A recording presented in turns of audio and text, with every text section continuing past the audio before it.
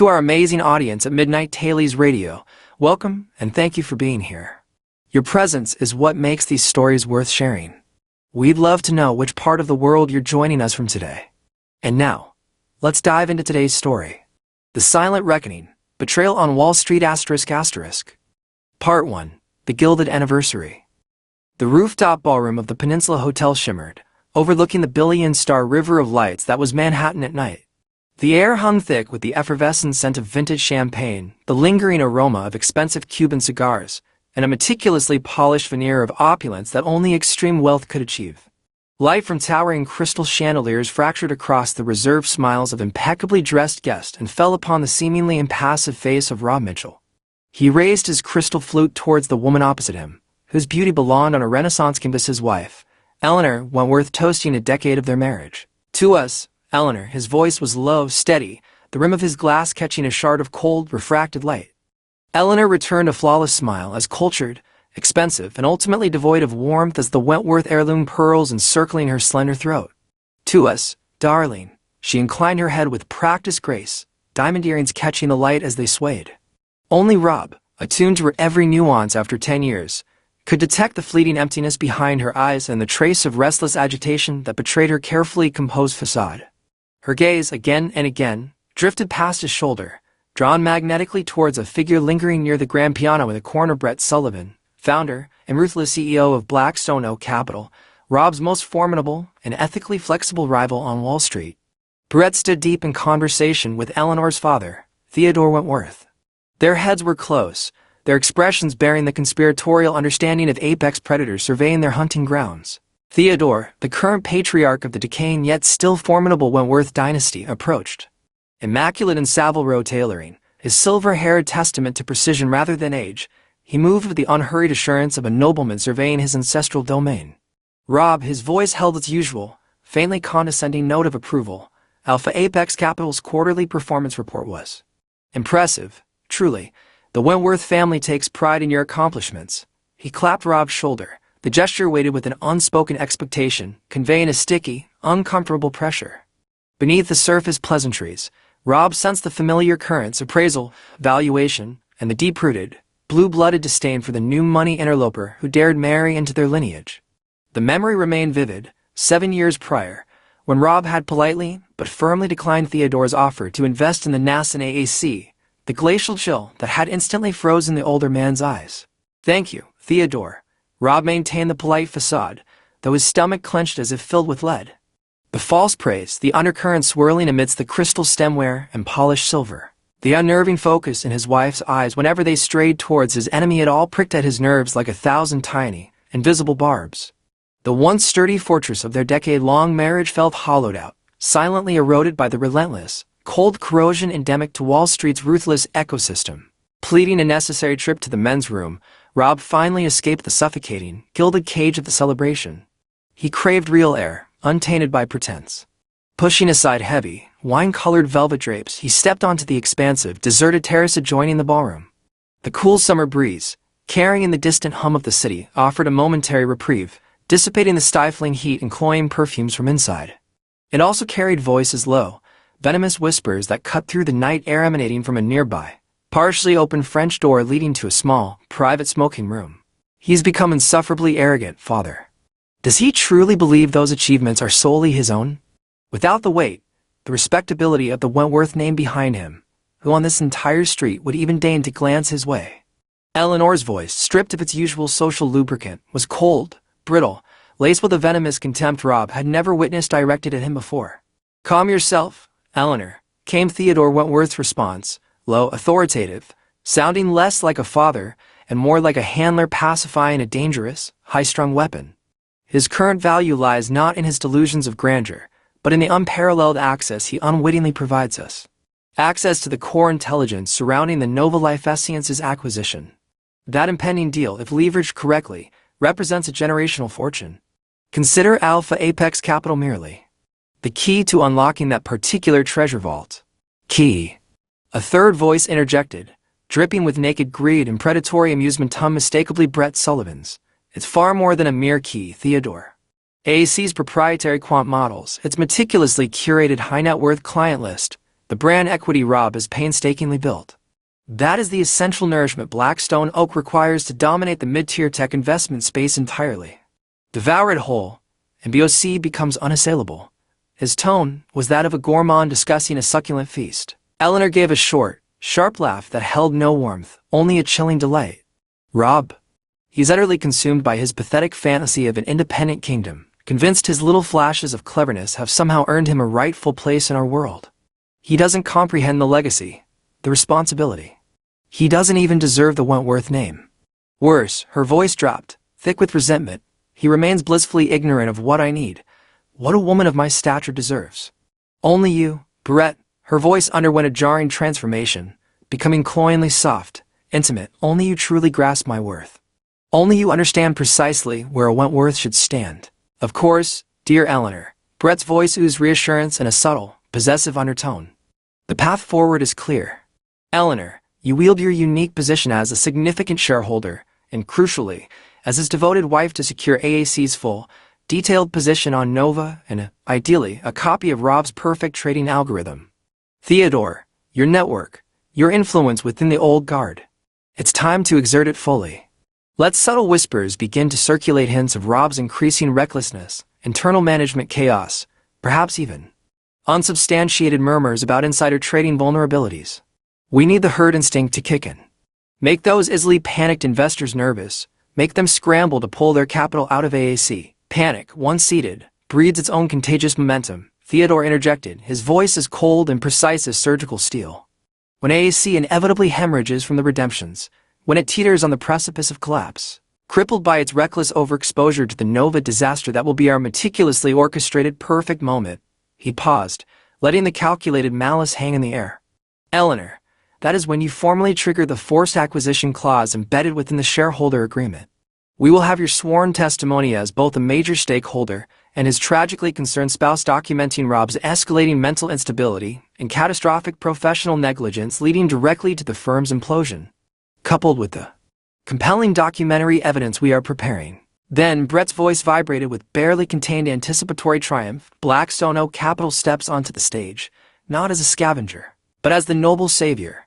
We acquire the still valuable carcass of AAC for a pittance, a mere token gesture to ensure business continuity and protect remaining investor value. Eleanor, your reward will be substantial, a significant equity stake in the newly empowered BOC, and a very generous cash settlement, securing your rightful position at the heart of the new financial order. Theodore, the Wentworth legacy will be reaffirmed at the forefront of Wall Street's leadership, with your guidance as BOC's respected honorary chairman elevating its standing. And I, he concluded, the satisfaction palpable, achieved vital objectives, the permanent elimination of my most irritating competitor, and the assimilation of AAC's choicest, most profitable assets into my own empire. As for Rob himself, Eleanor's voice floated out, detached and utterly devoid of warmth, the drained husk of a man, a disgraced pariah wandering the gutters of Wall Street.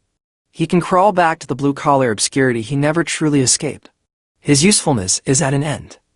Now, darling, let's not be unnecessarily harsh.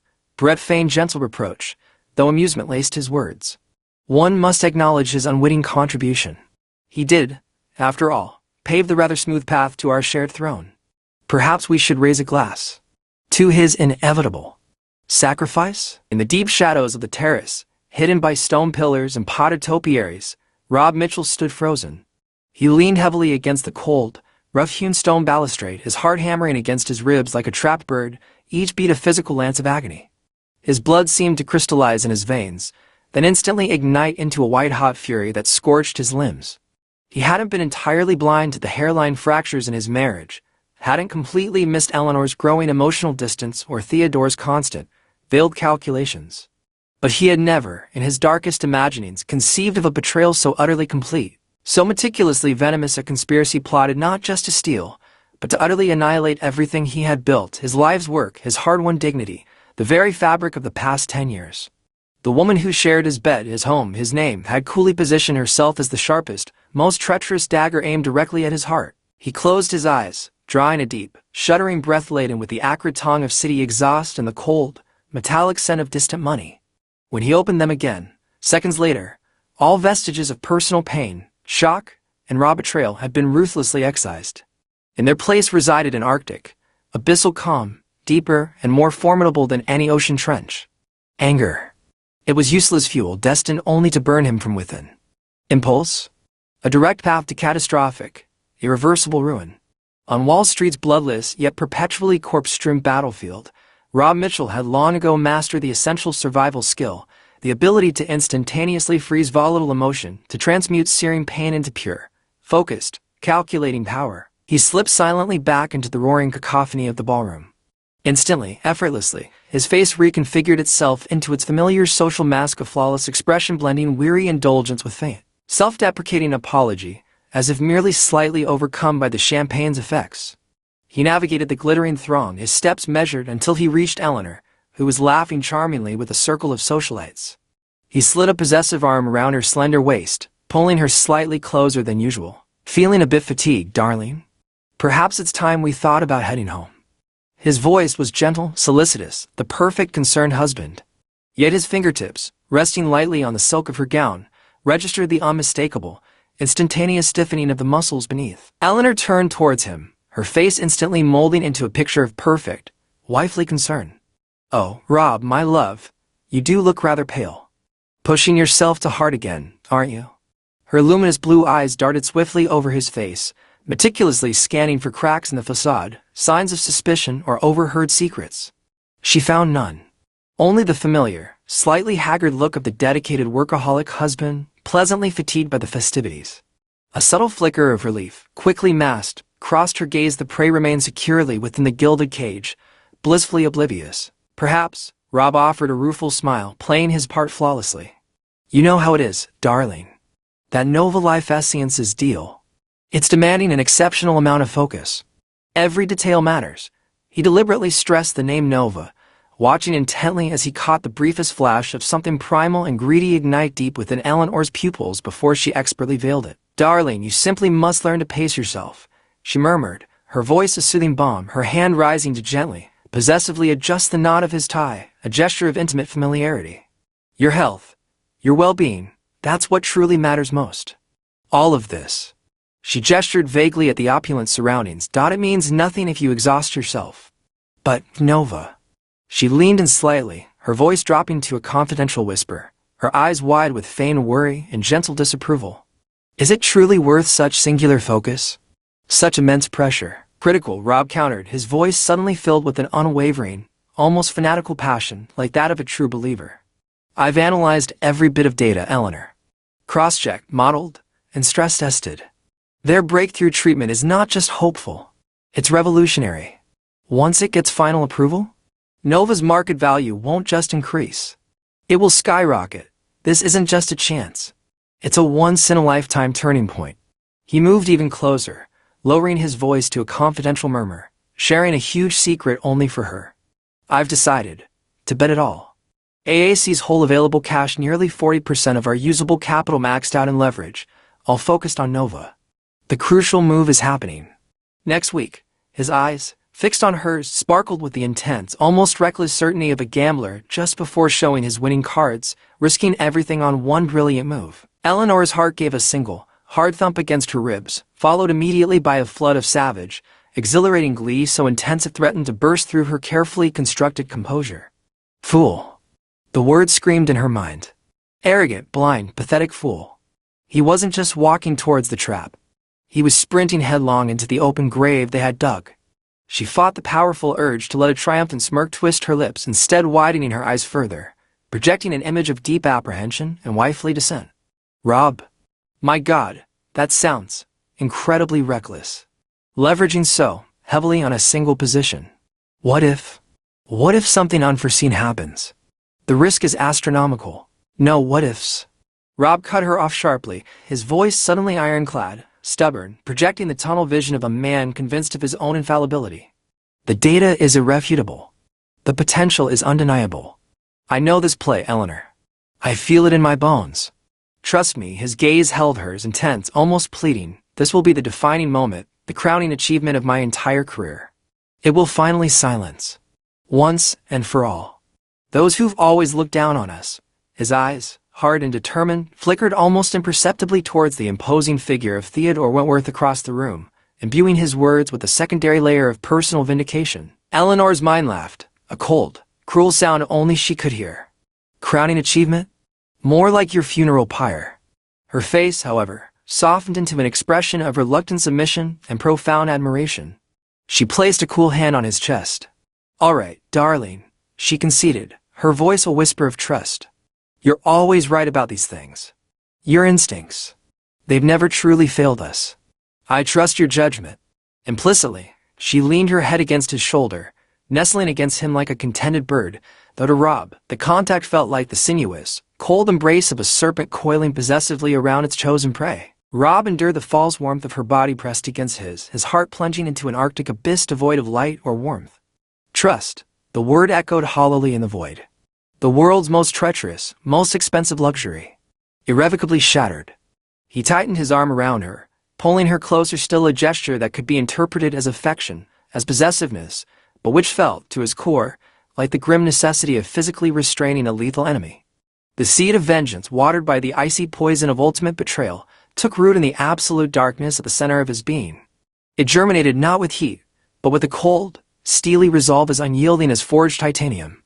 The performance had begun. Part 2. The Strategist in the Shadows. Manhattan's relentless symphony of sirens, horns, and human ambition was effectively silenced behind multiple layers of thick, industrial-grade soundproofing. Inside the cavernous, repurposed shell of a derelict printing press building in Brooklyn's Red Hook district, the air carried a unique olfactory signature, the dusty ghost of old paper and dried ink, the faint, acrid tong of lingering machine oil, overlaid by the sterile ozone scent generated by banks of high-performance computer servers humming relentlessly. This was the nest, the clandestine, heavily secured nerve center of Rob Mitchell's meticulously planned reckoning. Massive LED screens dominated one entire wall, segmented into numerous zones displaying complex, real-time financial charts, streams of encrypted data traffic, and live video feeds piped in from discreetly placed, high-resolution cameras to feeds were particularly prominent, one capturing Eleanor's movements within the sterile opulence of their Fifth Avenue penthouse. Another showing Theodore Wentworth pacing like a caged lion within the wood, paneled confines of his ancestral study at the Wentworth Manor. "She took the bait, Rob. Hook, line, and sinker." Lena Jo's voice was its usual state of calm, analytical detachment. Her fingers danced across a custom-built ergonomic keyboard, pulling up a detailed file access log onto a central screen. The file name glowed. Nova Life Sciences bar AAC Core Investment Strategy Model Projections Top Secret bar EYES only. The log clearly showed the last access event, user ID Mitchell, timestamped late the previous night, mere hours after Rob's dramatic confession at the gala. Not only did she download the entire doctor data package, Lena continued, a rare, cold flicker of satisfaction touching the corner of her lips. She subsequently attempted to bypass 3 separate security layers to access the core algorithm repository. Predictably, she triggered the honeypot trap we embedded within the simulated environment. Greed, she stated flatly, remains the most exploitable vulnerability in any security protocol, human or digital. Rob stood motionless before the glowing screens, his posture ramrod straight, his eyes reflecting the complex data streams like tempered steel absorbing cold light. "Good. Seamless execution, Lena. Ensure Marcus's team maintains constant surveillance. I want every byte of data she leaks, every email fragment, every encrypted message, every file transfer meticulously tracked and logged. Ensure the disinformation she's feeding them continues to appear as enticing as poison honey and proves ultimately as lethal as refined arsenic. Surveillance protocols are fully operational and passive," Lena confirmed, her fingers executing another swift sequence. A different screen illuminated, displaying intricate multi-colored webs of fund flow diagrams snaking across international borders. Phase 1 asset relocation is complete. Utilizing a network of shell corporations domiciled in the Cayman Islands and Switzerland, we've successfully transferred just over $60 million in liquid assets into the designated Phoenix Ignition Pool. Concurrently, loans secured against the Long Island estate and the Basquiat collection have been finalized and dispersed, providing ample liquidity for our initial investment tranche. The foundational corporate and financial architecture for Phoenix Capital is fully established. All equity is held through a multi-layered series of anonymizing offshore trusts, rendering ultimate ownership completely opaque. As if summoned, the heavy, reinforced steel door guarding the entrance hissed open on near, silent hydraulics. Marcus Johnson entered, moving with the economical, predatory grace of a jungle cat. His presence seemed to absorb sound. He handed Rob a small matte black encrypted solid-state drive. Primary audio and visual evidence package, boss. Raw feeds and enhanced compilations. More than sufficient to land Ms. Wentworth and her Wall Street Casanova on the front page of every tabloid for a month, plus complimentary long-term accommodations courtesy of the Federal Bureau of Prisons. His voice was a low rumble, devoid of emotion, purely professional in its assessment of destructive potential. Theodore's primary communication channels remain challenging. His private network employs military-grade encryption protocols, likely courtesy of his Defense Advisory Board connections. Penetration is ongoing but slower than projected. However, Marcus's expression didn't change, but a note of tactical satisfaction entered his tone. We successfully compromised the devices of 3 key lieutenants within his orbit. They've been exceptionally busy bees, actively reaching out to several of AAC's cornerstone institutional investors, spinning carefully crafted narratives about elevated management risk, potential undisclosed compliance issues, and questionable strategic focus. They're supporting evidence. Artfully edited video clips from internal meetings showing you under pressure, looking fatigued. Classic character assassination tactics. Crude methodology, but psychologically effective. We're already seeing the response.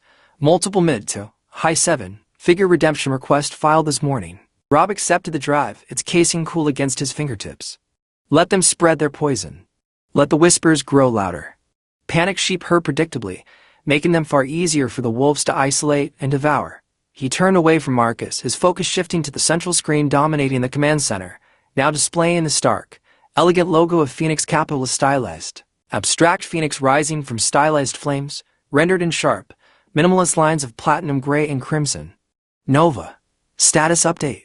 Our contact within the peer review oversight committee has confirmed. Lena responded instantly, pulling up a chain of heavily encrypted emails on a secondary monitor. The independent audit team contracted by the Lancet has completed its forensic analysis and validated the whistleblower data. The paper conclusively exposing Nova's systemic clinical trial fraud in the previously concealed, potentially lethal side effect profile of their flagship drug will be published online. She paused for a fraction of a second, ensuring precision. Tuesday morning, precisely 2 hours before the U.S. markets open. The timing, she met Rob's gaze, her dark eyes holding a glint of cold anticipation, is strategically optimal. She paused again. BOCS observed market activity? A ghost of contempt flickered across Rob's impassive face. Brett swallowed the bait whole. Hooked himself. He thinks Eleanor handed him the keys to Fort Knox. He gestured towards a screen displaying complex order flow analytics. Market intelligence confirms Blackstone Oak has been aggressively accumulating Nova shares throughout the past week. Their position size is staggering, and critically, their leverage ratio exceeds even the inflated numbers we fed Eleanor in our fake AAC plan documents. He's not just betting. He's positioned himself for a killing blow, salivating at the prospect of watching AAC implode spectacularly after its all and move, so he can swoop in as the white knight's savior and claim the spoils for pennies on the dollar. Marcus emitted a low, humorless sound resembling a snort, doubtless picturing himself and the future Mrs. Sullivan counting their ill-gotten billions on a private yacht. Soon, Rob stated, his voice devoid of inflection, a simple declaration of inevitable consequence. They'll be counting something far less glamorous. Together, his attention shifted back to the primary screen, where Lena had overlaid the Phoenix logo with 3 project code names: Quantum Lock, Neuraloom, Helium Core. Status report, Lena. How fledged are Phoenix's first brood? Are their wings strong enough for the ascent? For the first time since Rob had entered the nest that day, a spark of genuine, fierce enthusiasm ignited in Lena Jo's eyes. Quantum Lock's post-quantum cryptographic protocols exceeded all benchmark expectations during the latest DARPA-sponsored Red Team exercise. 3 Silicon Valley behemoths names you recognize instantly are currently engaged in a significant bidding war for exclusive global licensing rights. Neuraloom's non-invasive brain computer interface prototype received unanimous approval for Phase 1 human safety trials following its preliminary FDA ethics review. Pre-money valuation has quadrupled within the past 7 days based on preliminary term sheets. Helium Core's compact anitronic fusion demonstrator achieved its critical plasma containment milestone ahead of schedule. Senior personnel from the Department of Energy's ARPAE division have initiated discrete, high-level inquiries. She paused, letting the magnitude sink in. Rob, the seeds we carefully planted and nurtured in the deepest shadows, watered with the capital diverted from AAC's corpse. They aren't just sprouting. They're rapidly growing into a forest of disruptive technologies with the potential to reshape entire industries. Phoenix Capital's series of pre-money valuation, based on conservative projections and preliminary investor soundings, she stated the figure with deliberate clarity, is benchmarked at $20 billion. $20 billion. The number resonated in the cool, controlled air of the command center. It wasn't merely a measure of wealth. It represented pure, unadulterated power. Power sufficient to not just defeat, but to utterly pulverize the architects of betrayal, reducing their ambitions and legacies to fine, irrelevant dust. Rob turned slowly, his gaze inevitably drawn to one of the smaller surveillance feeds. It showed Eleanor in their penthouse dressing room, leisurely holding up a dazzling diamond necklace against her throat, admiring its reflection in a full-length mirror, a piece she'd recently acquired, funded by the generous household management allowance he provided. $1 million trinket. His hand moved automatically to the worn, brass-plated Zippo lighter resting on the command console, the only tangible link to his long-dead father, a union electrician who worked himself into an early grave. Click. The familiar, comforting rasp echoed in the quiet space. A single, unwavering blue flame leapt to life, casting stark, dancing shadows across the planes of Rob's face, illuminating eyes that held the depth and chill of an Arctic abyss. Transmit Phase 3 activation codes to all Phoenix partners and designated seed investors, Rob commanded, his voice low, clear, resonant with the finality of a judge pronouncing sentence. Stand by for immediate launch sequence initiation. When the death knell for Nova Life Sciences echoes through the trading floors, he stared into the heart of the Zippo's flame. That is the signal. We ignite the cleansing fires of vengeance, and in their light, we will illuminate the true face of corruption festering on Wall Street. The flame danced, a tiny, fierce point of cold blue light in the dimness, reflecting in his unblinking eyes. A profound, anticipatory silence descended upon the nest, thick and heavy as a physical presence, the dead calm preceding a storm of cataclysmic fury. It enveloped the high-tech war room, and, though they remained blissfully unaware, the complacent, soon-to-be, devoured souls of Brett Sullivan, Theodore Wentworth, and Eleanor Mitchell. Part 3. The Thunder of Judgment. Monday morning in Manhattan's financial district arrived taut with a nervous, electric energy. The very air crackled with unspoken tension, like a high-voltage line stretched to its breaking point. Inside the cavernous trading floors of major institutions, thousands of eyes remained glued to the pre-market ticker symbols, but none more intently than those tracking Nova Life Sciences. Its stock price, buoyed by rampant speculation about an imminent, transformative acquisition announcement scheduled for Tuesday, crept steadily upwards in the pre-dawn electronic trading session. The upward trajectory seemed almost arrogant, a green line defying gravity on countless monitors. Brett Sullivan stood before the floor-to-ceiling windows of his Blackstone Oak Capital penthouse office, a crystal tumbler of single malt scotch already in hand despite the early hour. He gazed down at the ant-like stream of traffic on the streets far below, a smirk of pure, unadulterated triumph playing on his lips. Eleanor's intel, delivered with such convincing urgency, had been flawless. Market feeds confirmed AAC was plunging headlong into Nova, exactly as Rob Mitchell had so foolishly, publicly declared at the gala. Brett could almost physically feel at the imminent collapse of Alpha Apex the sweet taste of victory as Rob Mitchell was publicly crucified for his recklessness, and BOC standing ready to feast on the remains. He envisioned the headlines already. 30 minutes to the official open, sir, his head trader announced, voice tight with controlled excitement over the dedicated come line. Nova pre-market volume is surging exponentially. Buy orders flooding in from multiple aggregated dark pools. Market sentiment is overwhelmingly bullish, anticipating the acquisition confirmation tomorrow. AC. The trader paused, checking a real-time feed. Redemption pressure continues to mount. Another $75 million processed this morning alone. Mitchell. He seems to be holding the line for now, issuing statements about temporary liquidity management. Cornered beast always snarl before the kill, Brett scoffed, taking a deliberate sip of the expensive amber liquid. Execute my standing order. The moment the bell rings, flood the market with aggressive Nova buy orders. Push that price higher. I want it climbing relentlessly. Apply maximum pressure. His voice hardened, becoming vicious. I want Alpha Apex's margin call notifications pinging their risk manager's screens before lunchtime. Make the pain come fast, make it come hard. He could almost hear the audible snap of Rob Mitchell's financial spine breaking under the strain. Meanwhile, within the besieged nerve center of Alpha Apex Capital, the atmosphere was thick with despair, a palpable fog of impending doom. Rob sat behind his imposing mahogany desk, outwardly the besieged captain, while his senior management team, unaware of the grand strategy, genuinely terrified, stood before him in various states of ashen-faced panic. Sunlight streamed through the windows, cruelly highlighting the tension etched on every face. "Rob, for God's sake, look at the numbers." The chief risk officer's voice trembled, bordering on hysteria. He jabbed a finger at a large monitor displaying AAC's catastrophic exposure to Nova Life Sciences.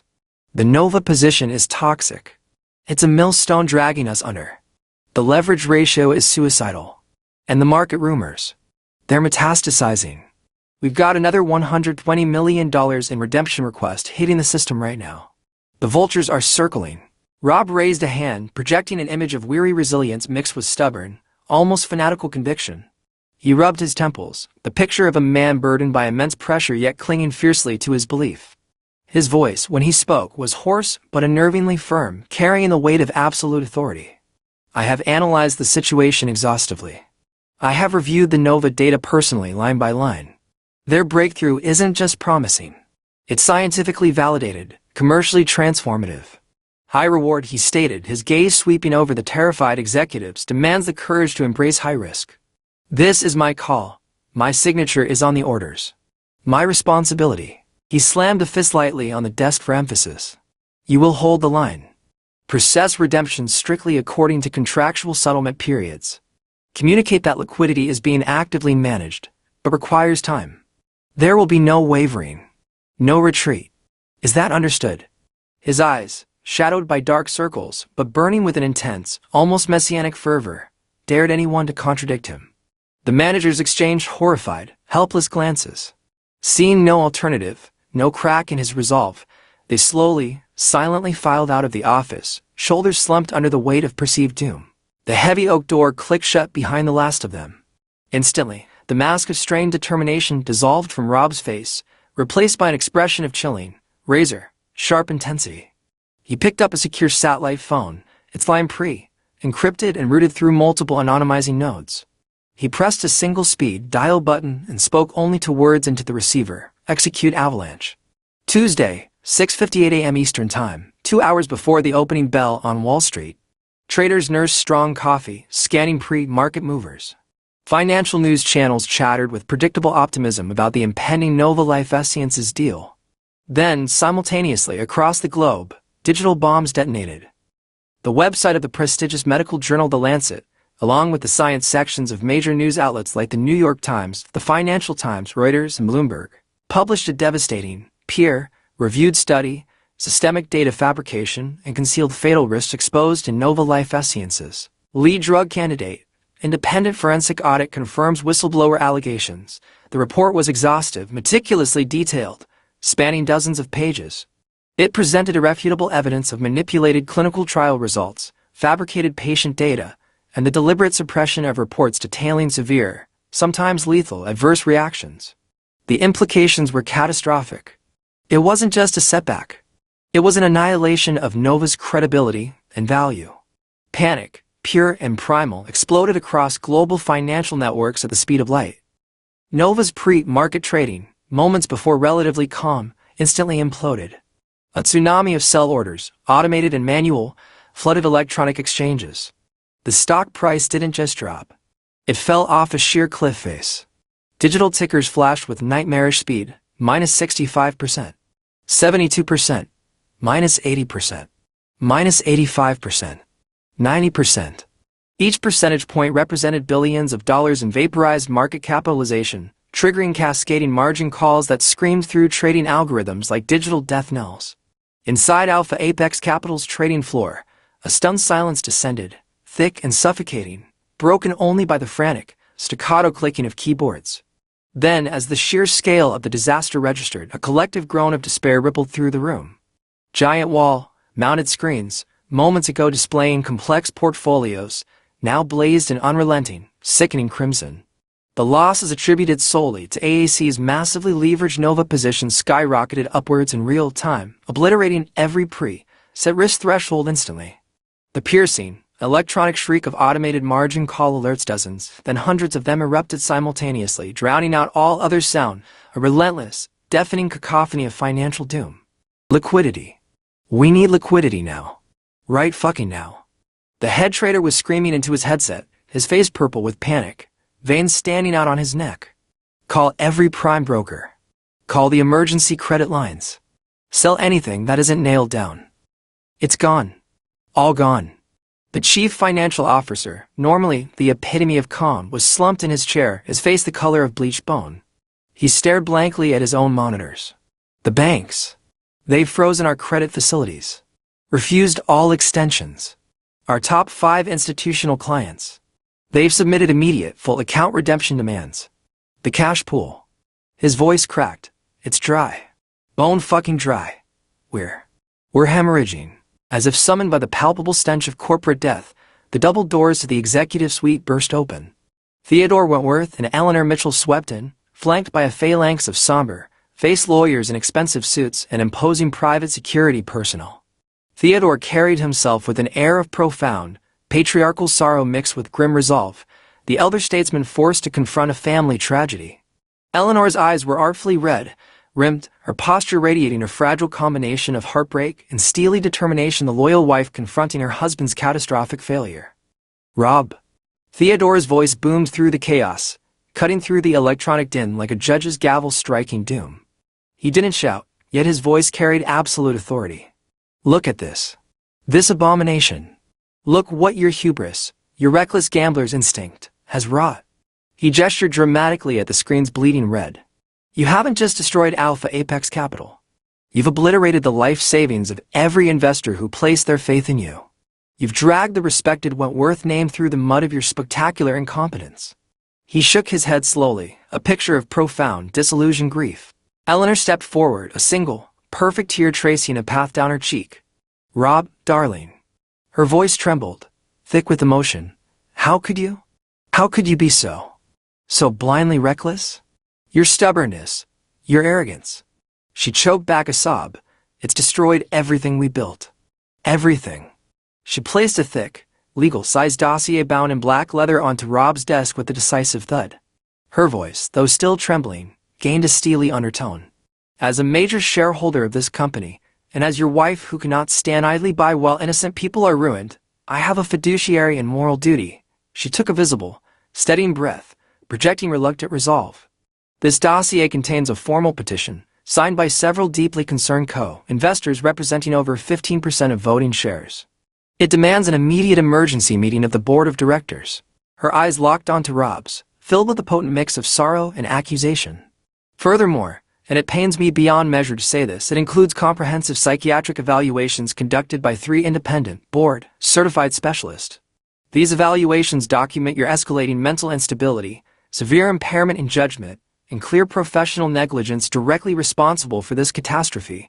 She gestured towards the dossier as if it were radioactive. Additionally, there is irrefutable documentary evidence, internal emails, project timelines demonstrating your obsessive, irrational fixation on Nova despite repeated, documented warnings from your own risk management team. She paused, letting the weight of her accusations hang in the air thick with panic. Invoking Clause 7.3 of the shareholder agreement, we demand your immediate removal from all positions of authority within Alpha Apex Capital. Furthermore, we demand the board grant Theodore and myself, as representatives of the shareholders' steering committee, full emergency powers to take control of all remaining AAC assets. Our sole objective will be to salvage whatever value remains to protect the interest of the innocent investors you have betrayed. Her final words were delivered with a chilling finality. A lead counsel from the prestigious firm flanking Theodore stepped forward wordlessly, placing a thick sheaf of formally stamped legal documents beside the black dossier. The message was unambiguous. The legal siege had begun. Rob sat completely motionless in his high, back chair, like a statue made of ice. He observed the scene play out, Theodore's overly dramatic display of grief, Eleanor's skillful mix of hurt loyalty and resolute determination, and the lawyer's watchful, predatory stillness. His eyes slowly moved over the incriminating dossier, the evidence that he was aware was a carefully constructed web of falsehoods, fake medical reports, selectively chosen and falsified emails, and manipulated timelines. Eventually, he raised his head. His eyes, tired and sunken, but lacking any sign of panic or anger, met Eleanor's. There was no accusation, no begging, Just a deep, emotionless coldness, a complete lack of connection that, despite her rehearsed confidence, sent an unexpected, icy chill slithering down Eleanor's spine. You. Rob's voice emerged, a harsh, dry rasp like sandpaper dragged over stone, devoid of inflection. When? The single word of concession served as the ultimate trigger. The emergency board meeting was called into session with relentless, pre-arranged efficiency. Amid the thick atmosphere of panic that filled the building, and under the intangible yet suffocating pressure exerted by Theodore Wentworth's presence and reputation, the directors, some truly horrified, others already influenced or compromised, voted almost unanimously. They activated the gross negligence and mental incapacity clauses, stripping Rob Mitchell of his titles, his position as CEO, and his seat on the board. Theodore Wentworth and Eleanor Mitchell were then granted extensive emergency powers to stabilize, liquidate, and dispose of AAC assets in the best interest of stakeholders. The whole process, starting from the legal filing to the final board vote, unfolded with the brutal swiftness and precision of a military coup. That afternoon, a joint press release circulated across financial newswires. Wentworth family representatives and shareholder committee act to preserve value at Alpha Apex Capital, core assets acquired by Blackstone Oak Capital to ensure continuity. The language had been carefully crafted and polished, filled with phrases such as difficult decision, grave responsibility, protecting stakeholders, and ensuring business continuity. It highlighted the symbolic aspect of the purchase price paid by BOC, presenting it not as a distress sale, but rather as an essential corporate triage measure carried out by noble guardians who were salvaging what could be saved from the disaster brought about by one individual's recklessness. The names Rob Mitchell and Nova Life Sciences were noticeably missing. In the luxurious, soundproof space of Brett Sullivan's BOC office, the mood was one of exuberance, saturated with the smell of triumph and costly champagne. Crystal champagne flutes made a tinkling sound as they touched. Brett Sullivan, Theodore Wentworth, and Eleanor Mitchell held their glasses aloft, their faces aglow with the unbridled elation of predators that had taken down a powerful creature and were now poised to devour its prime parts. To the Wentworth Renaissance, Theodore declared, his voice filled with the sense of having been proven right and the anticipation of regained grandeur. May this signify the genuine start of our family's renewed rise to power. To Blackstone Oak Capital's unchallenged new era. Brett exclaimed jubilantly, his smile like that of a wolf, imagining the market share, the skilled workforce, and the prestige that were now streaming into his corporate domain. The business landscape has just become a whole lot more favorable. To U.S., Eleanor murmured, her voice thick with a heady mix of victory and anticipation. She nestled closer to Brett, her eyes alight not merely with the thought of the vast wealth she was soon to acquire from her upcoming stake in BOC, but also with the alluring image of herself, by Brett's side, at the very apex of Wall Street's power hierarchy. Rob Mitchell, the once troublesome impediment, was now nothing more than a defeated and inconsequential afterthought. There they were, perched on their newly conquered summit, gazing out at the financial landscape that they were certain now lay within their grasp to rule. They didn't notice Rob Mitchell, who was miles away in the plain and gloomy Brooklyn warehouse. They didn't observe his finger, calm and purposeful, depressing a solitary, blood-red enter key on an unremarkable keyboard. Exactly at that moment, quiet, painstakingly arranged digital verdicts were set loose upon their unwary world. Wednesday morning. While Wall Street reeled from the radioactive fallout of Nova Life Sciences' implosion and the shocking, rapid dismemberment of Alpha Apex Capital, a series of precisely timed informational warheads detonated across the global media landscape. 1. The scandal breaks.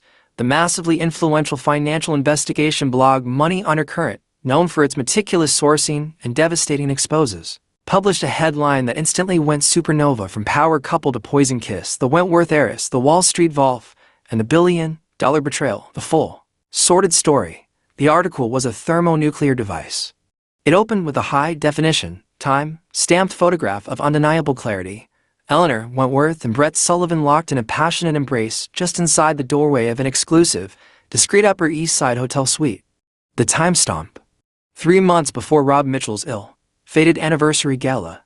What followed was even more damning, pages upon pages of reproduced text messages and chat logs. These weren't just flirtatious. They were explicit, nauseatingly detailed accounts of their liaisons, and crucially, specific plans outlining how Eleanor would exploit her access as Rob's wife to extract AAC secrets. The evidence was raw, unfiltered, and utterly indefensible. 2. The criminal conspiracy exposed, simultaneously, the online edition of the Wall Street Journal, the Bible of the financial world, dropped its own bombshell: insider trading, corporate espionage, evidence fabrication, the rotten core of BOCSAAC rescue revealed. This report was a masterclass in forensic financial journalism. It didn't just allege. It presented. Embedded within the article were several damning audio clips. Clip 1, a digitally cleaned recording of Theodore's voice. Cold and imperious. Ensure the whispers start circulating immediately. Focus on Mitchell: poor decision, making under stress, internal chaos, potential liquidity issues. Plant subtle suggestions, nothing provable yet, about possible insider trading vulnerabilities. We need the water sufficiently muddy to trigger the herd instinct. Clip 2, Brett's voice. Brimming with greedy anticipation. Once Eleanor secures the Nova position details and the core algorithm architecture, BOC can execute the short squeeze perfectly. Drive AAC to the brink through manufactured panic, then acquire it still, beating heart for pennies. It's elegant. Clip 3, Eleanor's voice. Coldly efficient. The forced acquisition clause will be triggered based on mental incapacity and gross negligence. The evidence package.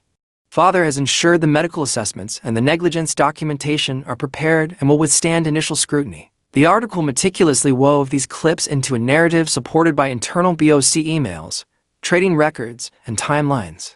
It detailed how BOC, tipped off early about the potential Nova fraud rumors by their own sources, had not only continued buying but had strategically positioned themselves to profit massively from the downfall via short positions, a clear violation of securities regulations. It further laid out evidence of insider trading related to the AAC asset purchase and potential fraud in the valuation presented during the emergency sale. 3. The legal hammer falls within minutes. A priority alert flashed across every major financial newswire. Breaking: SEC, FBI, Manhattan District Attorney announced joint investigations into Wentworth, Sullivan, Mitchell et al. For insider trading, corporate espionage, and fraud. The official statement confirmed the media reports announcing formal investigations into Theodore Wentworth, Eleanor Wentworth, Mitchell, Brett Sullivan, and several named associates. It chillingly noted the investigations were launched based on an extensive, independently verifiable chain of evidence provided by an anonymous source, leaving no doubt about the seriousness and credibility of the allegations. The resulting financial tsunami was instantaneous and apocalyptic. Blackstone Oak Capital's stock price was vaporized. It didn't just fall.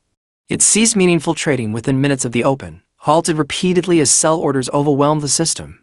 When trading limped back, it was a massacre. Investors stampeded for the exits. Prime brokers demanded immediate collateral top-ups. Major institutional clients terminated relationships en masse. Banks froze credit lines and called loans.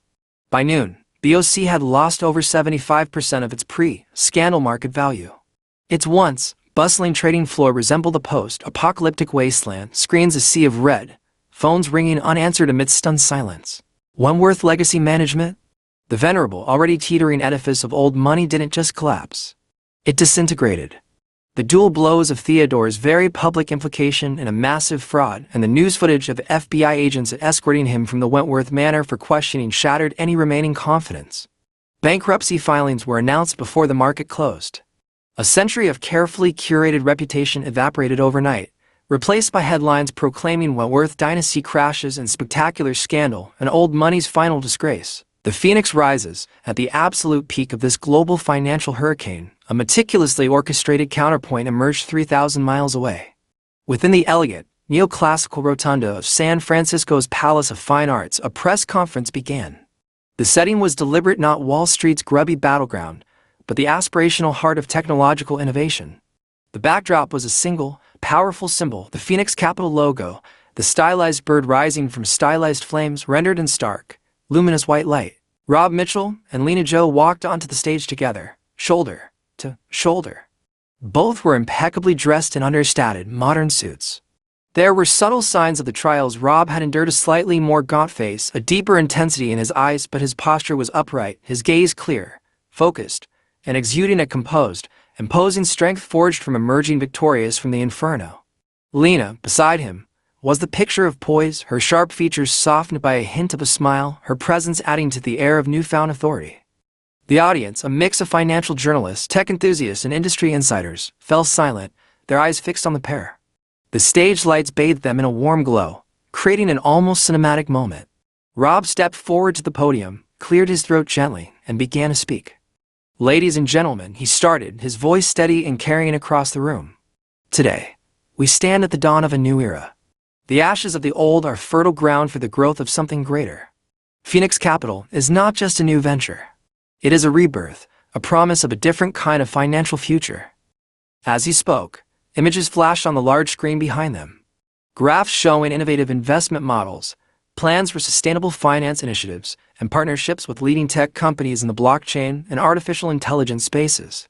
It was a vision that was both bold and forward-thinking, a clear departure from the cut-throat, scandal-ridden world of traditional Wall Street. Lena then took the microphone.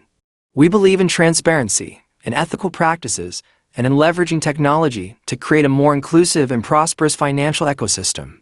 Phoenix Capital is built on these principles, and we are committed to leading the way in this new age of finance." The room erupted in applause, a mixture of surprise, excitement, and hope. The world was witnessing the rise of a new power in the financial landscape, emerging from the ruins of the old, ready to rewrite the rules. Part 4. Embers and Ascent. 1 year later. San Francisco. The top floor of Phoenix Capital's new headquarters offered a panoramic vista. Floor-to-ceiling windows framed the iconic Golden Gate Bridge, often partially shrouded in the city's characteristic morning fog, and the vast expanse of the Pacific Ocean beyond.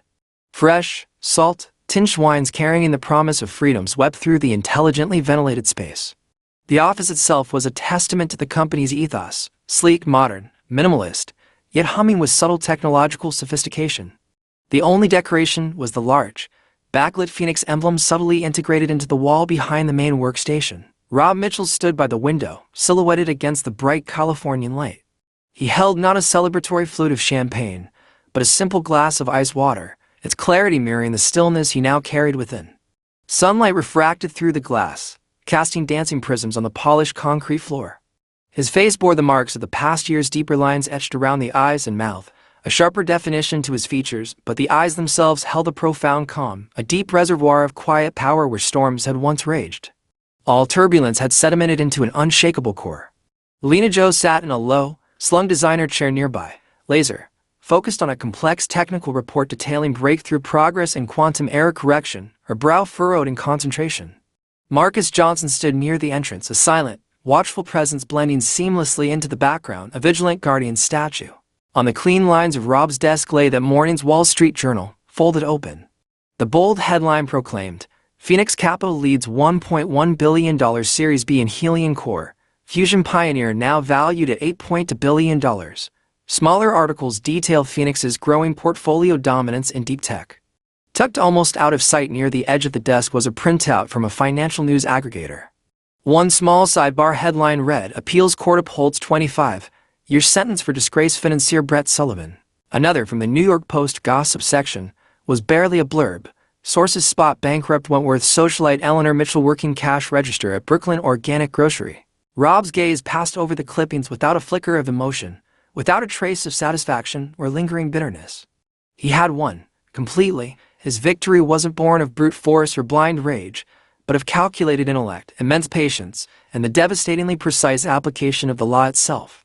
He had orchestrated a silent reckoning, a counter-conspiracy so meticulously executed that its detonation echoed like sustained thunder through the halls of power.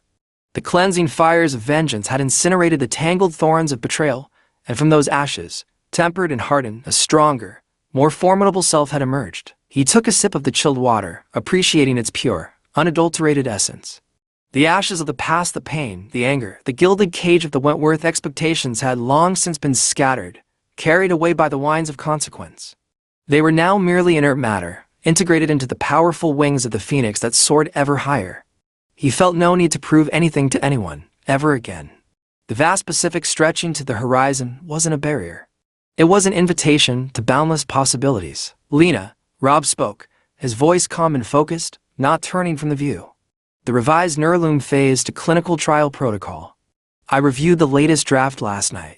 Section 4.3, the long-term neural mapping safety thresholds, and Appendix D, the proposed patient monitoring intervals. I have some specific concerns regarding potential edge case risk scenarios. Let's schedule time later today to walk through them in detail." Agreed, Lena replied immediately, looking up from her report, her dark eyes instantly alight with the fierce intellectual engagement of tackling the next frontier, the next impossible challenge.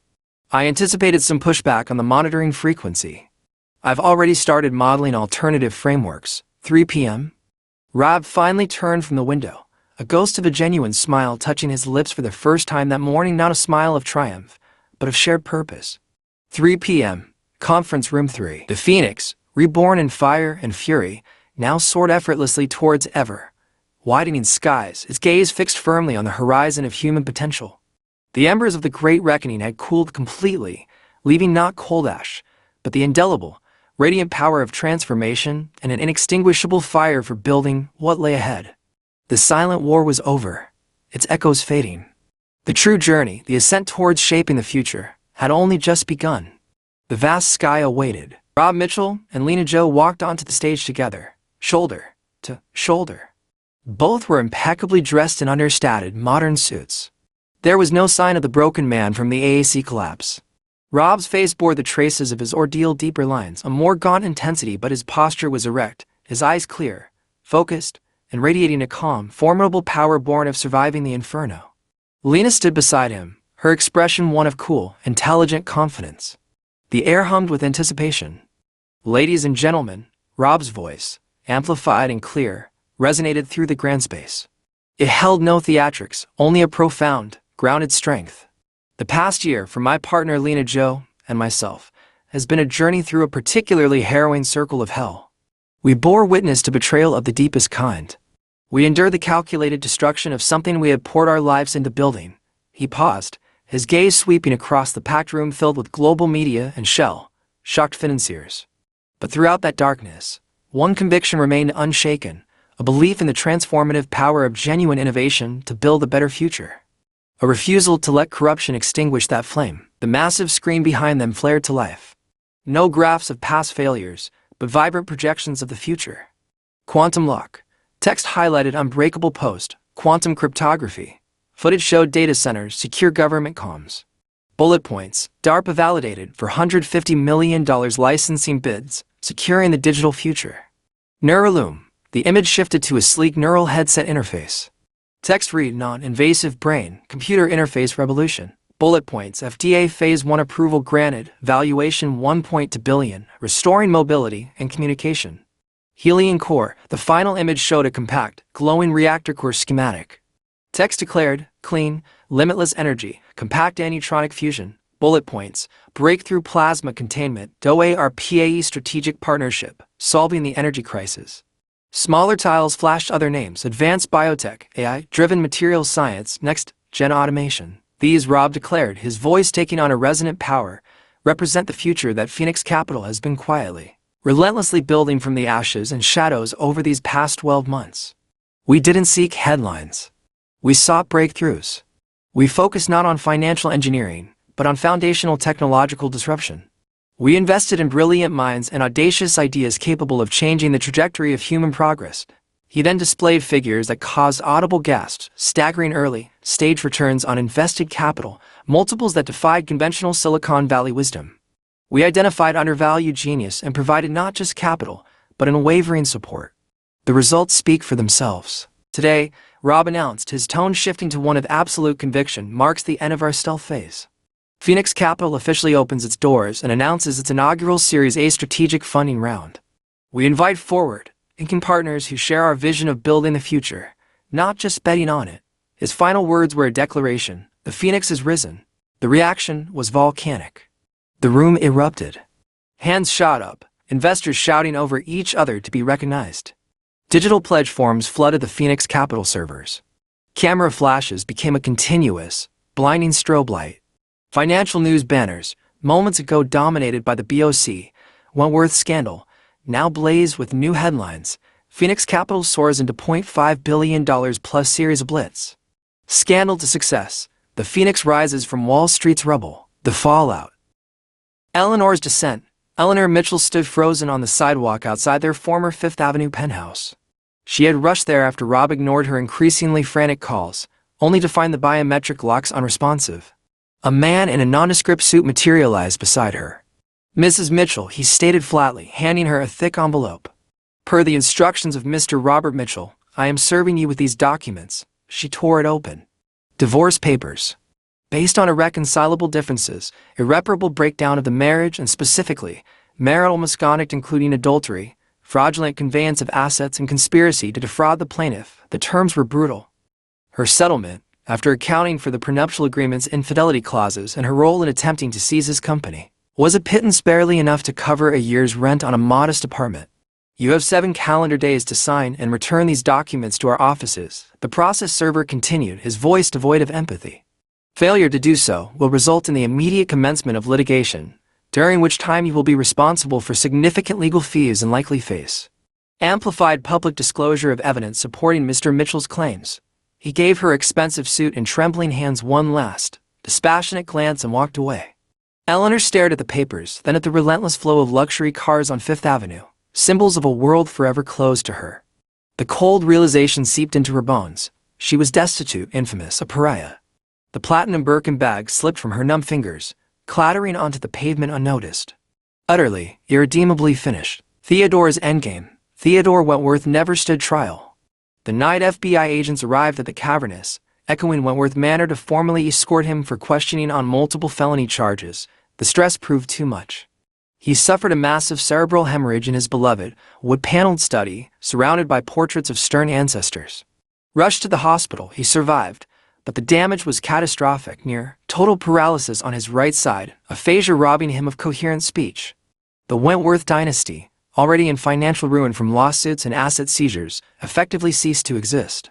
Theodore spent his remaining days trapped in a broken body, imprisoned within a private medical facility, subjected to the humiliating, relentless legal processes of bankruptcy and civil litigation he could no longer comprehend or contest, a living ghost haunted by the utter annihilation of his family's legacy. Brett's imprisonment. Brett Sullivan's perp walk, handcuffed, flanked by stone-faced FBI agents, his expensive suit rumpled, hair disheveled, face a mask of shattered arrogance and dawning horror, became one of the most iconic, endlessly replayed images in financial journalism history.